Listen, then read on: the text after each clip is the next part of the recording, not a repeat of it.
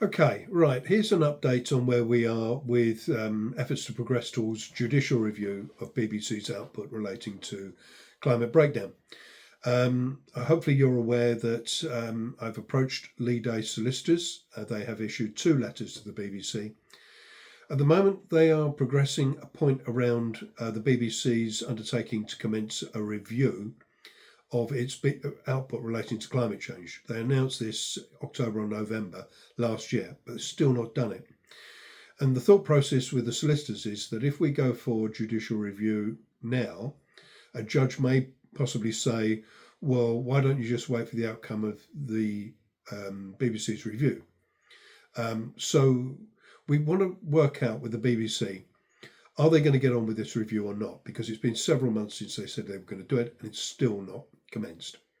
And then if they did undertake a review, would it exclude the views of scientists and only take account of the views of senior BBC staff? So we need to bottom that out. We need to be clear.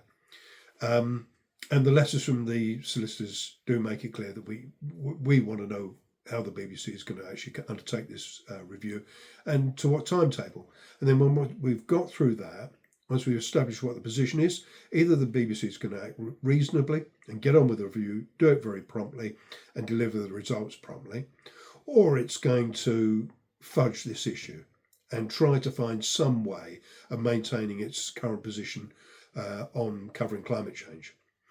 And then if it is going to fudge this issue, then we can go ahead, get stuck into a judicial review, go for a crowdfunder appeal, raise the funds we need and do it. But just in case you're not aware of the background to this, I just want people to be aware that for many, many years, over 20 years, the BBC has been suppressing the most alarming news on climate change. When Extinction Rebellion launched, its first demand was that the media had to tell the truth. And the BBC often talks about climate change. It's almost there somewhere on a programme, almost daily. But it's always hidden from the public the most alarming facts. It's things like the research that shows that 1 billion people will be killed at 2 degrees Celsius global heating. The risk that 4 billion people could be killed at 3 degrees Celsius of global heating. Now, we will crash through those thresholds this century. That is going to happen. So we're facing unprecedented death and suffering. And the BBC is hiding that, and lots of other associated issues in connection with it. For instance, already hundreds of thousands of children are killed every year by climate change. It's the increased spread of disease in our rapidly warming world that results in higher infant mortality. So just within the first year of a child's life, far more likely to be killed as a result of the spread of disease due to global heating. And those kinds of facts are the facts that are very worrying, distressing, alarming, frightening, and the BBC has always censored them. What has happened, though, more recently is that Joint Intelligence Chiefs, that's the head of MI5, MI6, GCHQ, have issued a report. It's internal to government. Under Keir Starmer, the government didn't want the full report to be issued to the public because it was too frightening.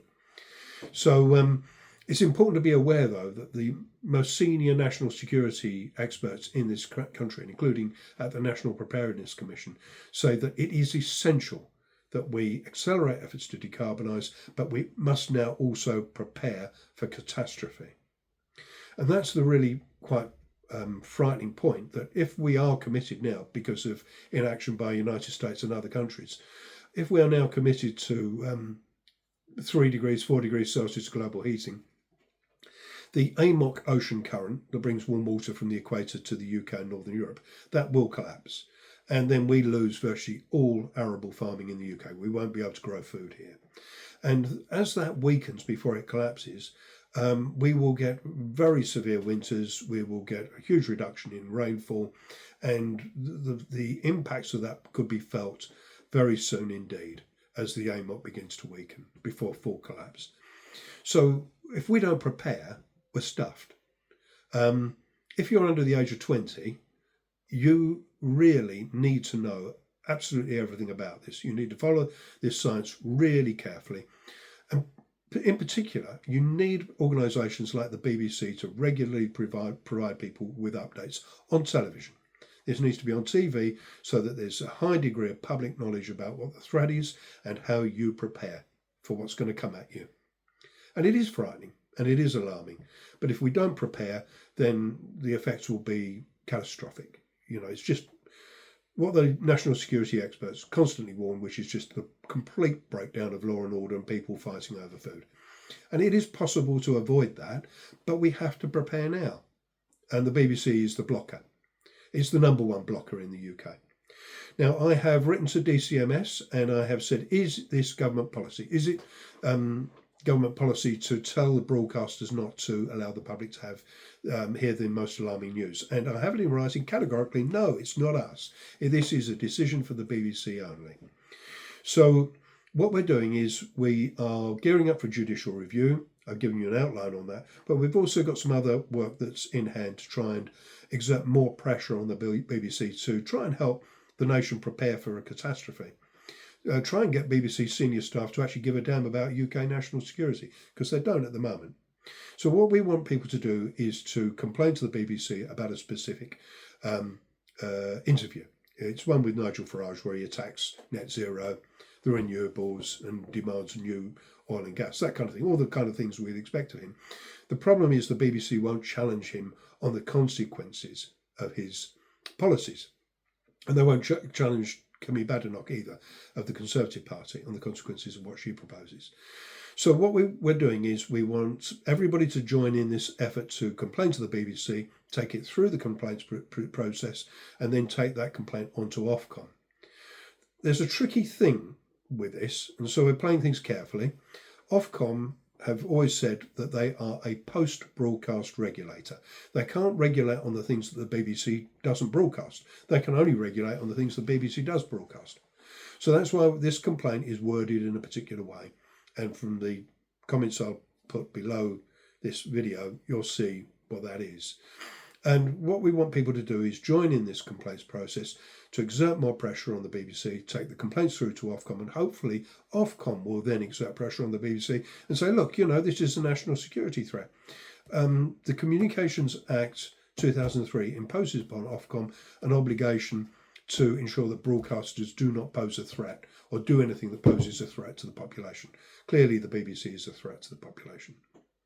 By withholding that information, we're not preparing.